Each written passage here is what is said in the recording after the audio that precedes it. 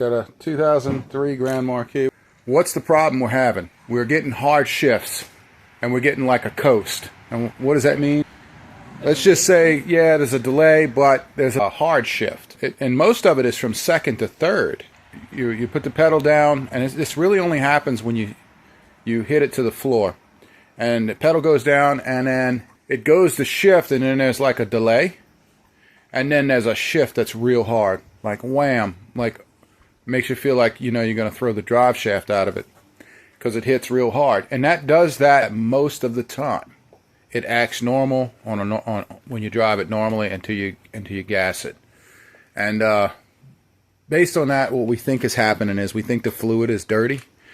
We think that the filter is clogged. And we think that solenoids and components and stuff inside the transmission are not receiving the proper pressure and, you know, are dragging or stuck. So somewhere in there we're going to find out. So all we're going to do is we're going to replace the transmission filter. Keep this fluid. We're not going to replace it. And there's a reason for that. In a lifetime, replaced the fluid and took a chance. 50% of the time I gambled and lost. And what I lost was a transmission. Meaning the transmission started slipping on me because the fluid was too slick and the old fluid was abrasive and it hadn't been replaced, meaning all the clutch material was circulating around in the fluid, and that's what was keeping the transmission going. And when I put the new fluid in, it was too slick and it caused the trans to slip. And that happens when you gamble with replacing. Like I said, 50% of the time when you go to replace old fluid with new fluid.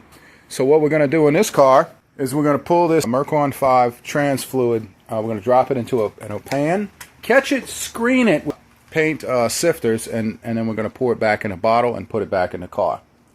And then any missing fluid, shouldn't be more than a quart or two, we'll put back in it new. And that shouldn't be enough to fool with the shift or slippage of the clutches or whatever. And that's what we're going to have to do to not take any chances with this. But I don't know if y'all noticed lately, the price of transmission fluid and motor oil skyrocket. So, you know, it ain't cheap to get 13 or more quarts of fluid that it would take to replace this, you know, in this vehicle. $10 a quart. Yeah, that costs some money, you know. So it doesn't hurt my feelings to put the old fluid back in here. At least we'll have a new filter, and it'll be clean, and it won't be clogged, and it'll be somewhat strained. Look how dirty that oil is. Filthy. There we go. We're going to test drive it and see what happens. I think this solved the problem. It worked. It was successful. Thanks for watching.